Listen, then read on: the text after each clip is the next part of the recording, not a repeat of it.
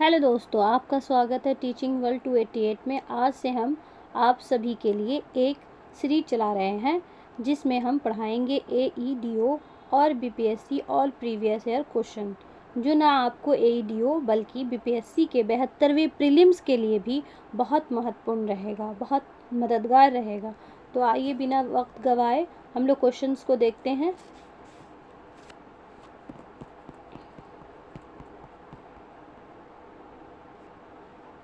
Question number 1 क्या कह रहा है? क्वेश्चन नंबर 1 जो है ये पाषाण काल से है। क्वेश्चन नंबर 1, भारत में पशुपालन एवं कृषि के प्राचीनतम साक्ष्य प्राप्त हुए हैं।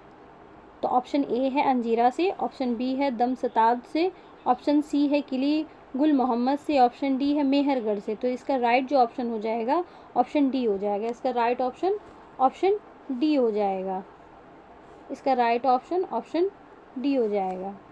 आइए इसका संक्षिप्त में विवरण पढ़ते हैं। भारतीय उपमहाद्वीप में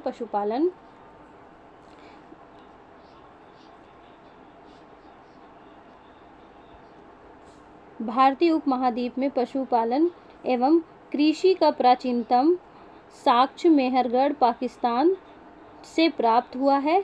नवीनतम खोजों के आधार पर भारतीय उपमहाद्वीप में प्राचीनतम कृषि साक्ष्य वाला स्थल उत्तर प्रदेश के संत कबीर नगर जिले में स्थित लहुरा देव है।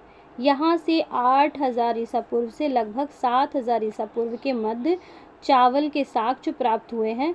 उल्लेखनीय है कि इस नवीनतम खोज के पूर्व भारतीय उपमहाद्वीप का प्राचीनतम कृषि साक्ष्य वाला स्थल मेहरगढ़ था।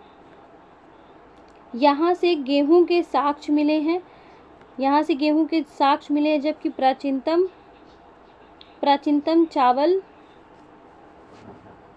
चावल के साक्ष्य वाला स्थल कोल्डिवा बेलन नदी का तट प्रयागराज जनपद को माना जाता है। नेक्स्ट क्वेश्चन देखते हैं।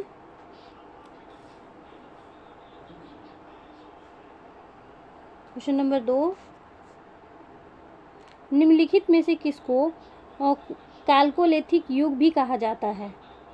ऑप्शन ए है पुरापाषाण युग, ऑप्शन बी है नवपाषाण युग, ऑप्शन सी है ताम्रपाषाण युग और ऑप्शन डी है लौह युग। तो इसका जो राइट आंसर हो जाएगा ऑप्शन सी। ऑप्शन सी इसका राइट ऑप्शन हो जाएगा। इसका संक्षिप्त विवरण देखते हैं। इसका संक्षिप्त विवरण देखते हैं। ताम्रपाषाण युग को कैल्कोलिथिक युग भी कहा जाता है। जिन संस्कृतियों में तांबे के औजारों के साथ ही पत्थर के बने हुए उपकरणों का प्रचलन मिलता है, उन्हें प्रायः ताम्रपाषाणिक संस्कृतियां कहा जाता है। क्वेश्चन नंबर 3 देखते हैं। क्वेश्चन नंबर 3 क्या कह रहा है? प्रथम मानव जीवाश्म की किस नदी घाटी से प्राप्त हुआ था? ऑप्शन ए है गंगा नदी, ऑप्शन बी है यमुना घाटी, ऑप्शन सी है नर्मदा घाटी और ऑप्शन डी है ताप्ती घाटी।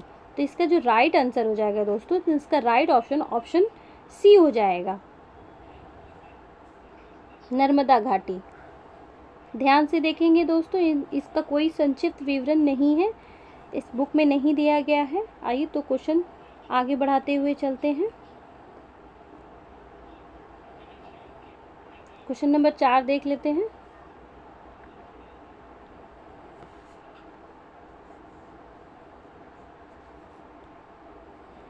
निम्नलिखित में से किस राज्य में भीमबेटका स्थल स्थित है? किस राज्य में है? ऑप्शन देखते हैं। ए छत्तीसगढ़, बी मध्य प्रदेश, सी तमिलनाडु और डी पंजाब है। तो इसका जो राइट आंसर हो जाएगा इसका राइट आंसर हो जाएगा ऑप्शन बी, मध्य प्रदेश। इसका संक्षिप्त विवरण है दोस्तों, इसमें देख लेते हैं क्या है। संक्षिप्त विवरण क्या कह रहा है?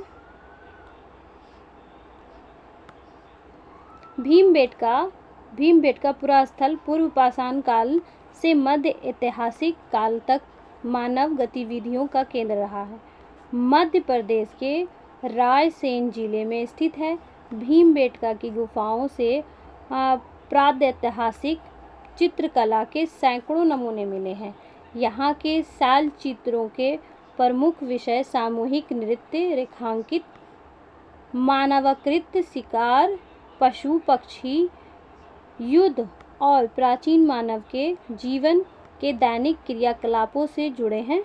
अब तक यहाँ लगभग 750 शिलाश्रय की पहचान की जा चुकी है, जिसमें लगभग 500 चित्र पाए गए हैं। भीमबेटका में 500 चित्र पाए गए हैं। आइए दूसरा नेक्स्ट क्वेश्चन देखते हैं। क्वेश्चन नंबर 5 क्या कह रहा है? इसमें मिलान करने के लिए कहा जा रहा है सूची 1 को सूची 2 से मिलान करें।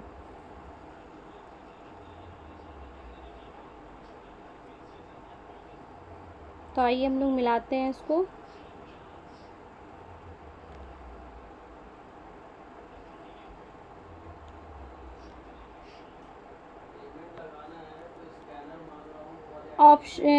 ऑप्शन सी इसका राइट आंसर है। इसको मैच करते हैं।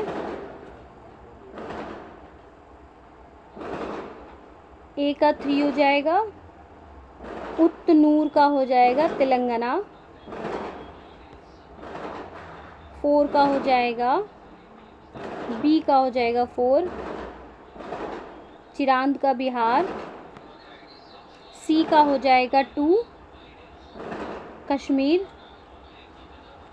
और डी का हो जाएगा 1 पयमपल्ली का हो जाएगा तमिलनाडु।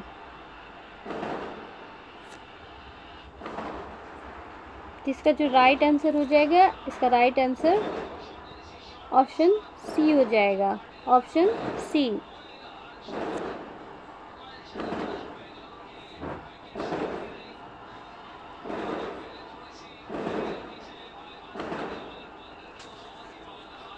क्वेश्चन नंबर 6 में भी मिलान ही है, सूची है, तो आइए इसे भी मिला लेते हैं।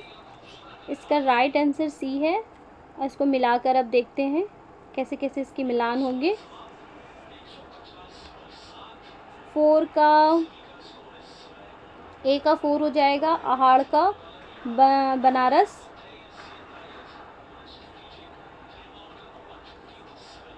आहाड़ का 4 हो जाएगा, बनास है, बनारस नहीं है, सॉरी,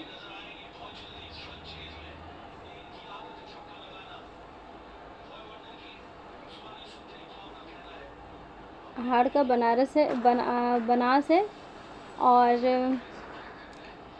बी का 1 हो जाएगा यानी कि कायथा का हो जाएगा 1 ताप्ती और ऑप्शन सी का हो जाएगा 2 सावला का हो जाएगा, सावलवा का हो जाएगा नर्मदा,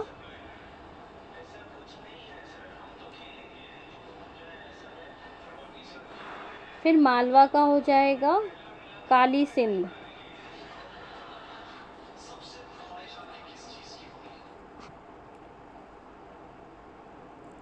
क्वेश्चन नंबर 1 अब आ गया संदर्भ सभ्यता एवं संस्कृति। संदर्भ सभ्यता से क्वेश्चन है। आइए दोस्तों इसको अच्छे से समझते हैं, देखते हैं और ध्यान से सुनने की कोशिश करें आप लोग, क्योंकि आप लोगों का एग्ज़ाम है एडीओ वाला। संदर्भ सभ्यता एवं संस्कृति। सिंधु सभ्यता निम्नलिखित में से किस युग में पड़ती है? सिंधु सभ्यता निम्नलिखित में से किस युग में पड़ती है? तो इसका जो राइट ऑप्शन हो जाएगा, इसका ऑप्शन ए क्या कह रहा है? ऐतिहासिक काल, ऑप्शन बी है प्रागैतिहासिक काल, ऑप्शन सी है उत्तर ऐतिहासिक काल, ऑप्शन डी है आदि ऐतिहासिक काल। तो इसका राइट आंसर जो हो जाएगा, इसका राइट आंसर ऑप्शन डी हो जाएगा, आदि ऐतिहासिक काल, आदि ऐतिहासिक काल। सिंधु सभ्यता आदि ऐतिहासिक काल में पड़ती है। इसका संक्षिप्त विवरण देख लेते हैं। ऐतिहासिक काल का निर्माण पाठनीय लेखन कला के विज्ञान के आधार पर किया जाता है। लेखन कला के ज्ञान से पहले का कालखंड प्रागैतिहासिक कालखंड होता है। भारतीय इतिहास में लगभग 3000 ईसा पूर्व से 6000 ईसा पूर्व का कालखंड आदि ऐतिहासिक माना गया है। संदर्भ सभ्यता आदि ऐतिहासिक काल की सभ्यता है, क्योंकि यहाँ पर लेखन कला का ज्ञान तो है परंतु अभी तक इसे पढ़ा नहीं जा सका है। लेखन कला का जो ज्ञात है पर ये अभी तक इसे पढ़ा नहीं गया है। आइए क्वेश्चन नंबर 2 देख लेते हैं क्या कह रहा है। सिंधु घाटी सभ्यता की सबसे महत्वपूर्ण विशेषता क्या है? फिर से हम रिपीट कर देते हैं क्वेश्चन ताकि आपको याद रहे। सिंधु घाटी सभ्यता की सबसे महत्वपूर्ण विशेषता क्या है? सिंधु घाटी सभ्यता की सबसे महत्वपूर्ण विशेषता क्या है? इसका राइट आंसर है इसका ऑप्शंस देखते हैं। पक्की ईंटों से बनी इमारत, ऑप्शन ए। ऑप्शन बी है प्रथम असली मेहराब, ऑप्शन सी है पूजा स्थल, ऑप्शन डी है कला और वास्तुकला। तो इसका जो राइट आंसर है दोस्तों, तो इसका राइट आंसर ऑप्शन सी है। ऑप्शन सी है इसका राइट आंसर, पूजा स्थल।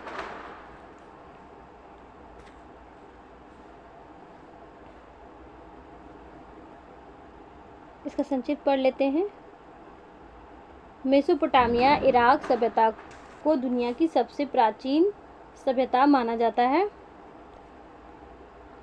वर्तमान इराक और उसके आसपास के क्षेत्रों में विकसित हुई थी। इजिप्शियन सभ्यता, मिस्र की सभ्यता का विकास नील नदी की द्रोणी में हुआ था।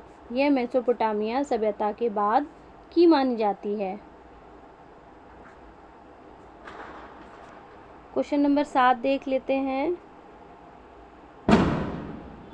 निम्नलिखित में से कौन सा जानवर सिंधु घाटी सभ्यता के लोगों को नहीं पता था? निम्नलिखित में से कौन सा जानवर सिंधु घाटी सभ्यता के लोगों को नहीं पता था?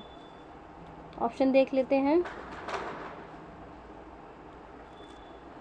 ऑप्शन ए है बैल, ऑप्शन बी है घोड़ा, ऑप्शन सी है हाथी, ऑप्शन डी उपयुक्त में से कोई नहीं। तो इसका जो राइट आंसर है दोस्तों, इसका राइट आंसर ऑप्शन बी है। ऑप्शन बी घोड़ा। घोड़े का जो है इन लोगों को पता नहीं था। आइए इसका संक्षिप्त विवरण पढ़ते हैं। प्रश्नगत विकल्पों में सिंधु घाटी सभ्यता के लोगों को बैल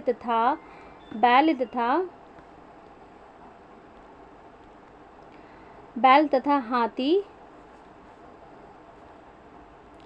हाथी की जानकारी थी, परंतु घोड़े के अस्तित्व के विषय में विद्वानों में मतभेद है। हड़प्पा के विभिन्न स्थलों से प्राप्त अस्थियां गदखुर, इक्वस, हेमियोनस खूर की है या पालतू घोड़े कवालस की है, यह निश्चित कर पाना कठिन है।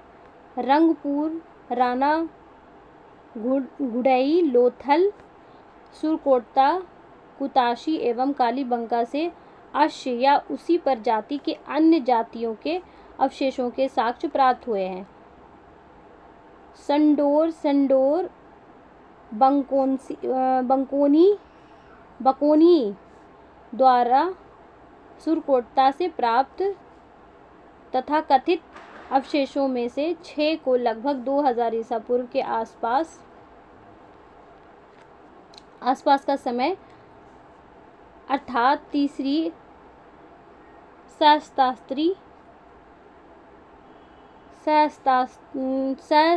सहस्त्राब्दी ईस्वी के अंतिम भाग के मध्य का वास्तविक अवशेष बताया गया है।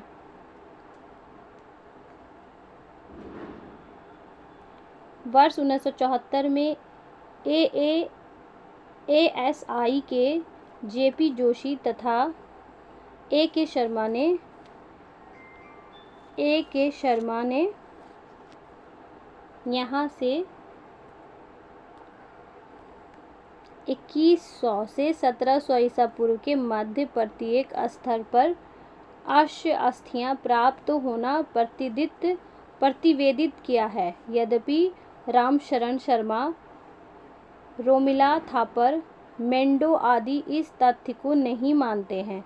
इसी प्रकार ब्रिगेडियर EJ रॉस के द्वारा राणा घुंडई के प्रारंभिक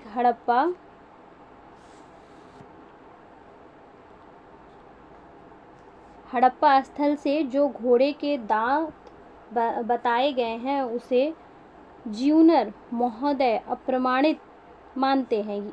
अतः घोड़े के विषय में यही कहना समीचीन होगा कि हड़प्पा सभ्यता के इसके अस्तित्व को पूर्ण रूप से नकारा नहीं जा सकता है, यद्यपि इसका उपयोग अत्यंत सीमित रहा होगा। बिहार लोक सेवा आयोग ने इस उत्तर विकल्प बी को माना है, जो मैंने आपको ऊपर बताया। बिहार लोक सेवा आयोग ने भी उसको ही राइट माना है। आइए क्वेश्चन नंबर 8 देख लेते हैं क्या कह रहा है। निम्नलिखित में से किस हड़प्पा कालीन स्थल से टेराकोटा का हल प्राप्त हुआ है? निम्नलिखित में से किस हड़प्पा कालीन स्थल से टेराकोटा का हल प्राप्त हुआ है? ऑप्शन ए है धौलावीरा, ऑप्शन बी है बनावली, ऑप्शन सी है कालीबंगा, ऑप्शन डी है लोथल। तो इसका जो राइट आंसर है दोस्तों, इसका राइट आंसर ऑप्शन ई है। इनमें से कोई नहीं है, उपयुक्त में से कोई नहीं। आइए तो देखते हैं इसका राइट आंसर क्या है। संक्षिप्त में दिया है, प्रश्नगत विकल्पों में बनावली हरियाणा तथा कालीबंगा राजस्थान नामक सिंधु घाटी स्थल से हल की खोज से संबंधित टेराकोटा की प्रकृति प्राप्त हुई है। तो कहाँ से हुई है दोस्तों? ये बता रहा है हरियाणा के कालीबंगा राजस्थान नामक सिंधु घाटी स्थल से हल की खोज से टेराकोटा की प्रकृति प्राप्त हुई है। क्वेश्चन नंबर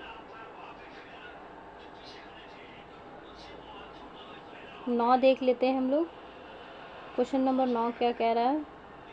निम्नलिखित में से किस हड़प्पन नगर में जुते हुए खेतों के निशान मिले हैं? ऑप्शन ए है कालीबंगा, ऑप्शन बी है धौलावीरा, ऑप्शन सी है मोहनजोदड़ो और ऑप्शन डी हो जाएगा लोथल।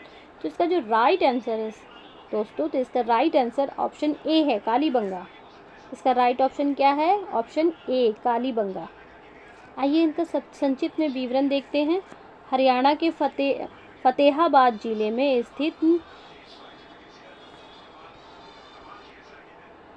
स्थित बनावली से पक्की मिट्टी की बनी हुई हल की प्रकृति मिली है। खंभात की खाड़ी भोगवा नदी के किनारे के निकट स्थित लोथल से गोदीवाड़ा के साक्ष्य मिले हैं। राजस्थान के हनुमानगढ़ जिले में घग्गर नदी के किनारे स्थित कालीबंगा से जुते हुए खेत के साक्ष्य मिले हैं।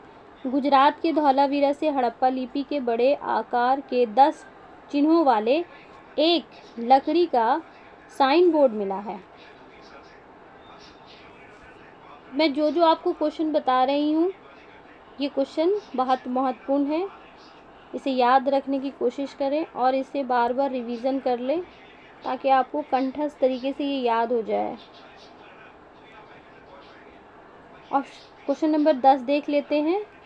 किस हड़प्पा स्थल पर हमें जुते हुए खेत के साक्ष्य मिलते हैं? किस हड़प्पा स्थल पर हमें जुते हुए खेत के साक्ष्य मिलते हैं? ऑप्शन ए है कालीबंगा राजस्थान, ऑप्शन बी है लोथल गुजरात, ऑप्शन सी है बनावली हरियाणा और ऑप्शन डी है उपयुक्त में से एक से अधिक। तो इसका जो राइट आंसर है, राइट आंसर ऑप्शन ए है, यानी कालीबंगा राजस्थान। इसका कोई संक्षिप्त विवरण नहीं है दोस्तों। आइए क्वेश्चन आगे बढ़ाते हुए हम लोग चलते हैं। क्वेश्चन नंबर 11 में चलते हैं। निम्नलिखित में से कौन हड़प्पा और मोहनजोदड़ो के उत्खनन से संबंधित नहीं थे?